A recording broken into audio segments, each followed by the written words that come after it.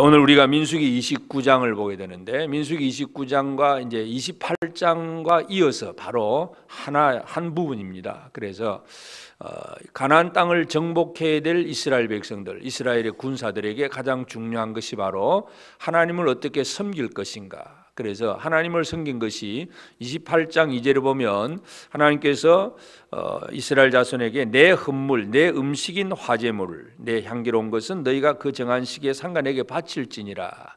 내 헌물, 내 것, 하나님께서 내 것이라고 말씀하시면서 그것을 바쳐야 된다. 그래서 하나님의 군대에게 있어서 중요한 것은 바로 어떤 무기나 어떤 싸움 전략이 아니라 하나님을 섬기는 예배였다는 것을 우리가 28장에서 살펴봤는데, 그래서 28장에서 매일 상번제, 아침 저녁으로 드리는 상번제, 그리고 안식일에 드리는 것, 그리고 매달 초하루 월삭에 드리는 제물, 그리고 유월절과 칠칠절, 그 얘기까지 했고, 오늘 이제 29장에는 나머지 제 7째 달에 있는 3가지 절기에 대한 얘기입니다. 그러니까 전부 다 절기가 중심이 아니라 뭘 하나님 앞에 드리며 살 것인가 하는, 이것이 바로 이 말씀의 핵심입니다. 그래서 7월 1일, 이제 7째 달 7월 1일은 나팔절이고, 7월 10일은 대속죄일이고, 7월 15일부터 일주간은 이제 장막절 또는 수장절, 이 절기입니다. 그래서 물론 우리가 신약적인 입장에서는 이러한 절기들을 예수 그리스도의 구원의 사역에 다 이렇게 성취다 하는 것을 우리가 해석을 하지만, 물론 구약시대 그 사람들은, 이스라엘 사람들은 그런 정도까지는 생각을 하지 못했을 것이고, 하여튼 그들은 날짜에 따라서 하나님 앞에 계속 드린다는 것, 결국은 이것은 우리가 어떤 백성인가에 대한 어떤 정체성에 대한 그런 확인이기도 합니다. 오늘도 하나님 앞에 나가야 되고, 오늘도 하나님 앞에 드려야 되고, 오늘은 몇 월 며칠이니까 또 뭘 해야 되고, 늘 드림의 생활, 이것이 바로 하나님이 하나님의 백성들에게 원하신 일들입니다. 그래서 이 이스라엘의 절기는 첫 번째는 1월마다 있는 절기가 유월절, 그리고 이제 유월절과 그 바로 이어지는 한 주간이 바로 무교절이 되고, 무교절 기간, 일주일 기간 중에 안식일이 있는데, 안식 후 첫날, 안식일 다음 날이 바로 초실절입니다. 그러니까 유월절, 그러면 유월절 안에 무교절, 초실절이 다 함께 섞여져 있다는 거, 묶여져 있다는 걸 알 수 있고, 초실절부터 이제 7주, 그래서 49일, 50일 만에 오순절, 다른 말로 칠칠절이 이제 나오게 됩니다. 그래서 6월절부터 초실절을 흔히 쉽게 표현해서 봄의 절기다, 그렇게 하고, 하여튼 그 보리 추수부터 시작해서 밀 추수까지 모든 추수를 다 마치고 이 밭에서 나는 곡물들을 하나님 앞에 드리면서 이런 번제와 소제와 또 어떤 속죄제, 이런 제물들을 드려야 된다는 것이고,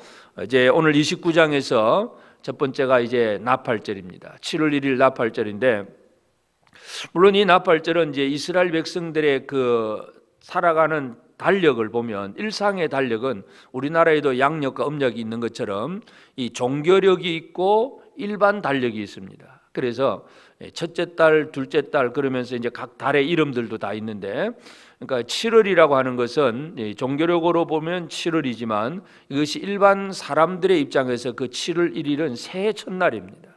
그래서 새해를 새롭게 시작하는 그런 의미이기도 하고, 하여튼 이 나팔절, 물론 우리가 이제 해석을 할 때는 이 나팔절이 이 6월절의 희생, 예수 그리스도의 십자가 희생, 그리고 초실절의 예수 그리스도의 부활, 그리고 또 7절의 오순절의 성령 강림, 그리고 나면 이제 나팔절은 바로 예수 그리스도의 강림, 재림에 대한 예언이기도 하고, 그리고 그 다음에 7월 10일에 나오는 것이 이제 속죄일. 그래서 아사셀 염소를 들 밖으로 보내는 이 속죄일에 우리의 모든 죄를 대속하신 예수 그리스도 구원의 완성이고, 그리고 마지막 수장절에는 그리스도의 그 심판주로서 이 땅의 모든 것들을 완벽하게 벌할 자를 벌하고 천국을 완성하시는 그런 의미를 우리가 이해할 수 있는데, 하여튼 이 하나님의 백성들에게 있어서, 이스라엘 백성들에게 있어서 이런 절기를 지킨다고 하는 것은 바로 우리는 하나님의 백성이다 하는, 바로 그것을 늘 기억하게 하는 것입니다. 예를 들어서 지금도 우리가 뭐 구약적인 이런 절기를 그대로 절기를 지키고 있지는 않지만 예수 그리스도의 그 전체 의미를 보면 예수님의 탄생하심, 성탄절, 그리고 십자가의 죽으심, 고난주간, 그리고 부활하심, 부활절, 그리고 성령 강림, 그러면서 이제 우리는 재림을 기다리고 있는 바로 그런 시점에서 우리가 살고 있습니다. 하여튼 왜 우리가 성탄절, 부활절 이런 걸 기억하느냐? 우리가 하나님의 백성이기 때문에 그렇습니다.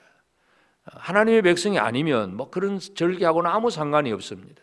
그러니까 이스라엘 백성들에게 하나님께서 이 절기를 말씀하신 것은 가나안 땅에 들어가서 그들이 살더라도 그 땅에서도 늘 하나님의 백성다운 삶을 살아야 된다는 것을 얘기합니다. 그리고 이제 오늘 여기 이제 모든 절기마다 드리는 제물들의 숫자를 계속해서 기록을 하고 있습니다. 수송아지 1마리, 그리고 순양 뭐 2마리, 또 1마리, 또는 어린 순양 또 7마리, 뭐 이런 식으로 그렇게 해서 하여튼 번제로 드리는 수송아지라든지 순양이라든지 번제물이 있는가 하면 번제물과 함께 드리는 소제물, 고운 가루에서 기름을 섞은 이 고운 가루, 그리고 그 위에다가 술, 그리고 이 독주 물을 붓는 전제, 이 세 가지가 이 절기마다 드려지는 그 절기 형식입니다. 그래서 하나님의 백성으로서 하나님 앞에 어떻게 나아가느냐? 결국은 번제라고 하는 것은 오직 하나님께 영광이에요. 모든 영광을 하나님께 돌려드리는 것이고, 소제는 마음을 다해서 감사함으로 기쁨으로 하나님 앞에 선물을 드림이고, 그리고 전제라고 하는 것은 부어드리는 것.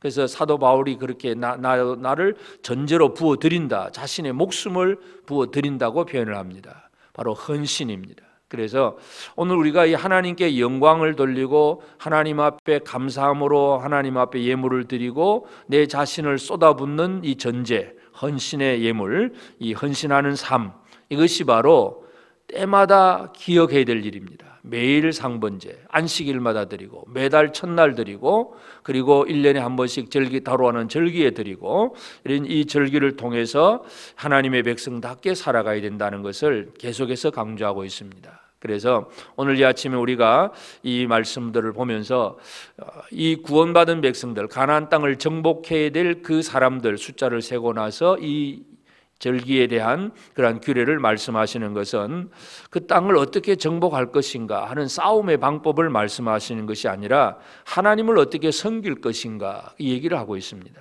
그러므로 오늘 우리에게 가장 중요한 것이 바로 나는 예수 그리스도의 군사이고 하나님의 백성이고 또 하나님의 일을 하는 하나님의 사람으로서 얼마나 하나님을 제대로 섬기며 사느냐, 이것이 우리의 삶의 가장 근본적인 문제다 하는 것을 우리가 알 수 있습니다. 그래서 여기 나오는 모든 이 수송아지, 순양 뭐 몇 마리 쭉 기록을 하고 있는데, 특별히 이제 그 12절부터 마지막 절까지가 이제 그 장막절, 수장절에 대한 그러한 예물들 숫자가 나옵니다. 그래서 이 다른 제물들은 전부 이제 똑같이 드리지만 매일 똑같지만 이제 제일 첫 번째 이제 그 수장절에 장막절의 첫 번째 날에는 번제로 드릴 때가 수송아지 13마리를 드립니다.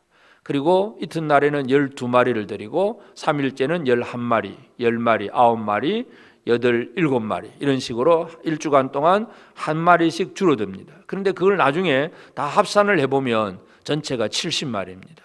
그러니까 이 전부 그 외에도 숫자가 전부 14마리라든지 뭐 하루에 한 마리든지 이걸 다 합산을 해보면 7의 배수가 나옵니다. 완전한 숫자, 결국은 하나님 앞에 온전한 헌신, 온전한 영광, 이 온전한 하나님 앞에 감사, 이런 것들이 필요하다는 것을 우리에게 보여줍니다. 그러므로 오늘 이 아침 우리가 구약의 이 이스라엘 백성들에게 준 절기하고 나하고 무슨 관계가 있느냐 이렇게 생각할 것이 아니라 하나님은 하나님의 백성들에게 뭘 원하고 있느냐, 지금도 마찬가지다 하는 것.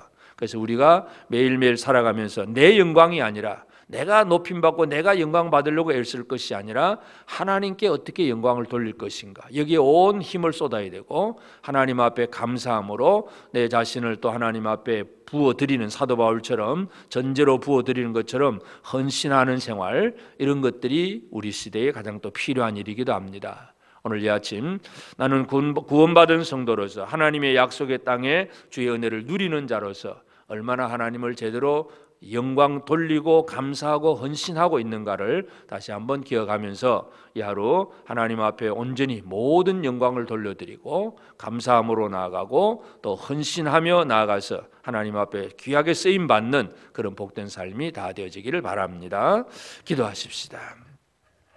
하나님 아버지, 크신 은혜와 사랑을 감사하고 감사합니다. 오늘도 새 아침 주시고 또 말씀으로 기도로 또 이 하루를 시작하게 하신 하나님, 참으로 이스라엘이 이제 가나안 땅을 정복하기 위해서 그들을 군대로 소집을 하고 또 그들의 숫자를 계수를 하셨지만 단순히 군대의 숫자가 아니라 하나님을 얼마나 어떻게 섬길 것인가를 먼저 말씀하셨는데, 하나님 아버지, 오늘 우리가 구원받은 백성이고 또 하나님 나라를 위해서 쓰임받는 하나님의 사람이 되었을 때에 우리가 우리에게서 온전한 번제가 나오고 온전한 소제와 전제가 나올 수 있는 저들의 삶이 되도록 도와주옵소서.